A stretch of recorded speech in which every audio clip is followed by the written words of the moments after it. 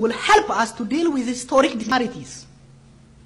And it will also help us to preserve cultural identities.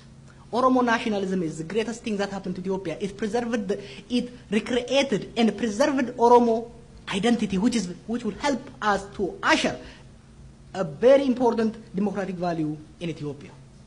Okay? At the same time, this is not the end of the game. Ethiopian nationalism will help us to safeguard the existence of the state and will help us to advance the collective interest of the nation.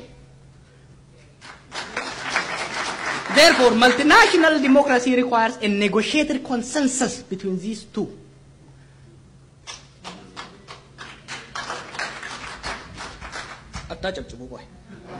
Then,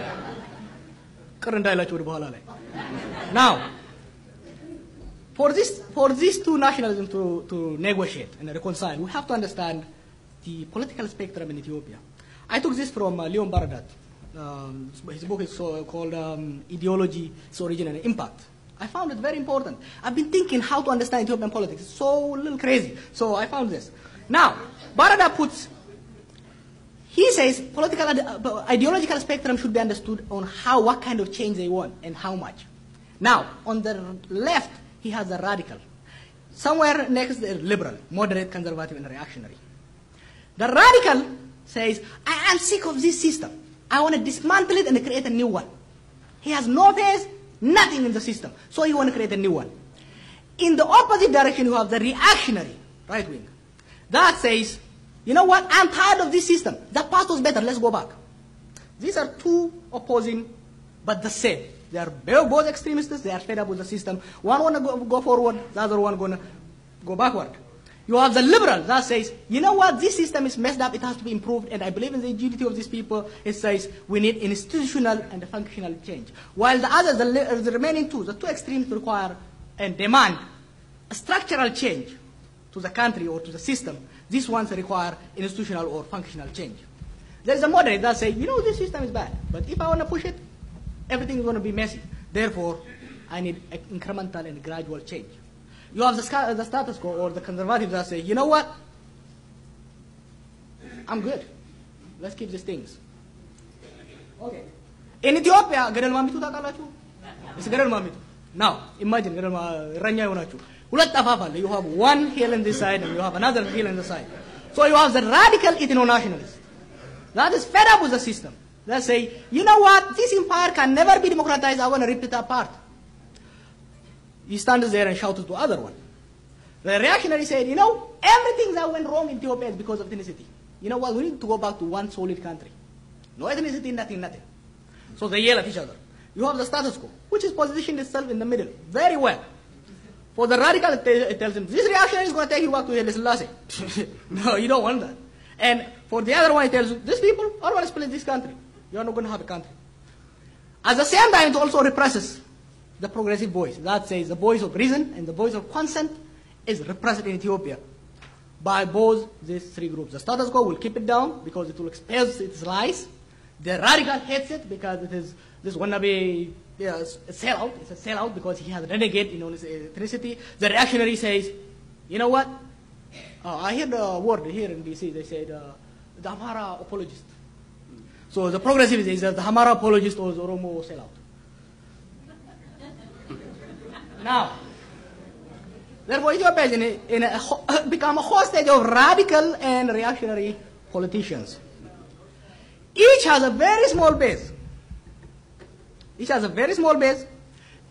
Two ideologues, highly committed, and effectively organized. You will be surprised. The radical ethno-nationalist and the reactionary right-wing Ethiopianists are very, very effective and they're very vocal. They hear each other. There was this guy who told me, okay? They feed each other. So for an Oromo, the Amhara is just the radical reactionary. The voice of reason doesn't exist. The same for the other one. Their shared characteristics is this: fear and insecurity. The radical uses fear of internal domination. The reactionary nationalist uses fear of disintegration of the country to maintain its base.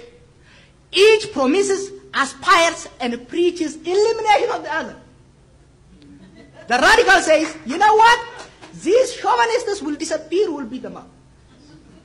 And the reactionary says, these Zaranyoj, will eliminate them.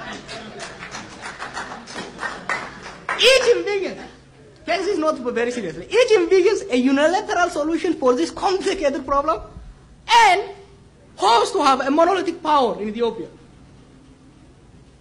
Now, challenges, opportunities of progressive politics in Ethiopia. One, the subdued and submissive intellectual. That has become, I was going to use a bad word, that has become really just a slave for radical and extreme, highly organized groups. You have a populist and opportunist leadership. As I said, because two groups are very efficient and resourceful, the leadership always goes begging them and aspiring them instead of challenging their position. They are not willing to take risk because these people are vicious, they will insult you, they will attack you, so they are scared. The leadership say, you know what, you're right. You'll be surprised. The majority of the Oromo leaders don't believe in secessionism, but they are after. They will submit to the radical position. And the majority of the Ethiopian leadership don't believe in dismantlement of ethnic federalism. Neither do they believe in the end of ethnic politics. But they say end of ethnic politics with reactionaries. This is wrong in my view. Violence as a most preferred method has been taken. We are tired of it in 40 years. In these 40 years, it really prevented compromise politics. It made it useless. As opportunity, what I see is growing rejection of radical and reactionary politics. In a society, trust me, I go everywhere. In a society, if I go there and bash up, even among the Oromo, if I bash Amara continuously, people are fed up. The same with the Ethiopian group. Emergence of a materialistic group. My generation really doesn't care much about ideology. We really just care. Really. People are fed up. People are really, the younger people really care about efficiency. Hey, you promised democracy, show me the money.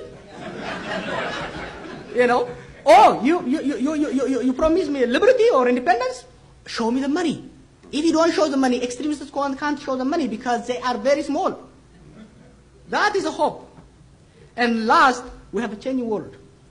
The world we live in is not the Cold War